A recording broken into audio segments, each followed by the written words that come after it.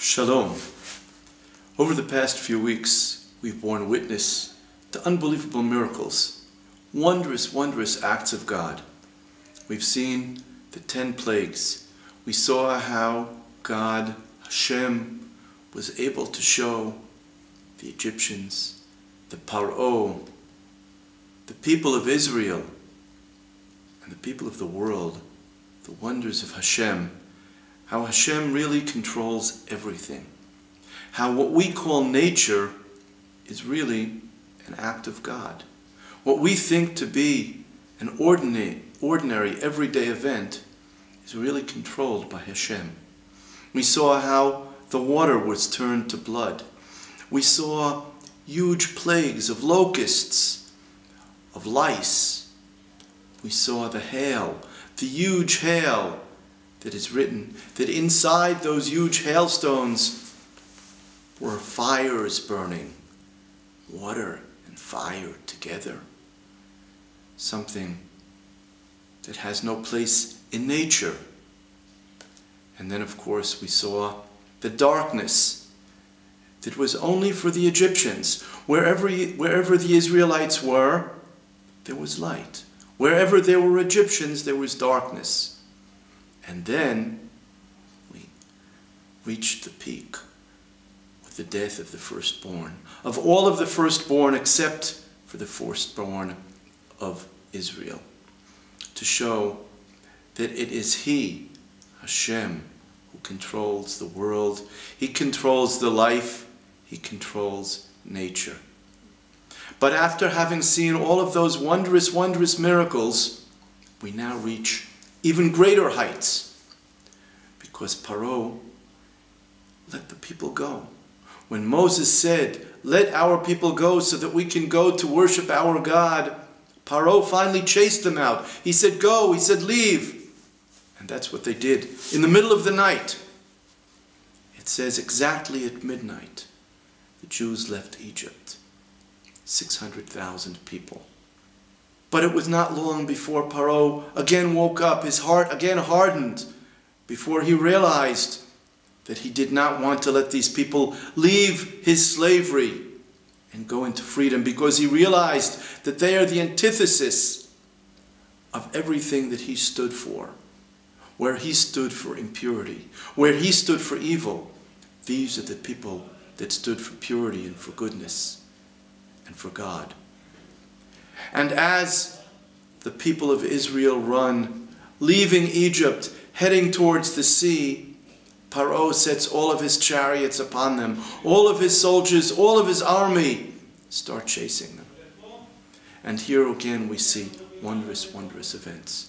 The people of Israel are surrounded. They're surrounded on one side by the Egyptians. From the other side, they're surrounded by the desert. From the other side, they're bordered by all sorts of wild animals. And in front of them is the sea. And Moses looks up at God and he says, "What are we going to do?" And he prays. And God says to him, "This is not the time for prayer. This is the time for action." And the people reach the sea. And they realize there's nowhere to go. And they see the chariots almost upon them. What can they do? But not everybody is without faith. The one thing that holds us, that has held us for all of these years of slavery in Egypt, is our faith in God. Our ability to pray. Our ability to understand that there is one God and He will save us. And so one man, Nachshon ben Aminadav, stands by the sea and looking up to the heavens and then looking down at the blue water in front of him, realizing that this is the time has come to do what Hashem expects us to do. And he jumped into the water. And it says that the water reached his nostrils. And what happens then? Usually, a person can't go any further, because if he does, he'll drown. And as he goes into the sea, and the water is coming up and up and up, suddenly the water splits. The sea splits. We have a division of the water. We find the Israelites standing on dry land between walls of water, standing on dry land. Not one person's foot was wet. There was no water, there was no mud. It was dry land. Because here God says to the Jewish people, I will not let you die. I will not let you vanish at the hands of the Egyptians. You have faith in me, and I have faith in you. Nachshon ben Aminadav, Nachshon the son of Aminadav. The word Nachshon in Hebrew has inside it the word Nachush, meaning very, very determined. A person determined not by his own will, but by the will of God. And here the people start to cross the sea. They start to cross the sea. It's written that there were 12 tunnels. Each tribe of the 12 tribes of Israel going through one of those tunnels. Each one carrying its own customs, carrying its own traditions, carrying a part of the heritage of the Jewish people, each with its own job, each with its own goal, each, later we will see, in its own place in the land of Israel, in Eretz Yisrael. They cross the sea. And behind them, the Egyptians are coming with their chariots, and they see the Jewish people, the Israelites, crossing the sea, and they too start to run into the sea, surrounded by these huge walls of water on the dry land. And as the last Jewish person, as the last Israelite climbs up on the other side, leaving where the sea was, with all of the Egyptians inside, surrounded by those two walls, those walls collapse upon them. They fall upon them, and they all drown. The foot soldiers, the chariots, everybody and everything drown inside the sea.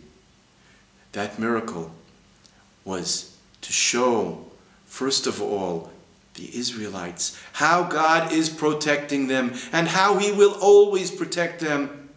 How, if they still did not understand, if they still had not been able to absorb it, how the nature is all in God's hands. And when he wants there to be sea, there is sea. When he wants there to be water, there is water. And where he wants, where there is water to be dry land, there will be dry land. And when he wants that sea to again become a sea, when he wants the water to fall, it does just that. It says that all of the Egyptians that followed were killed. They all died excepting one, excepting the evil Paro, who could then look and see his soldiers bouncing in the waves and the chariots and the horses bouncing in the waves, so that he would realize that there really is a God, and that he would know that God, and that he would understand that it is that God. It is Hashem who rules the world, not him, not Paro. Paro is not God. God is God. But this wondrous, wondrous, wondrous miracle, which was witnessed by 600,000 people at that very site, was also witnessed by others, because it is written that all of the waters of the world, as the sea parted, all of the waters, all of the streams, all of the lakes, all of the oceans, they all parted, so that everybody around the world would see the greatness of God.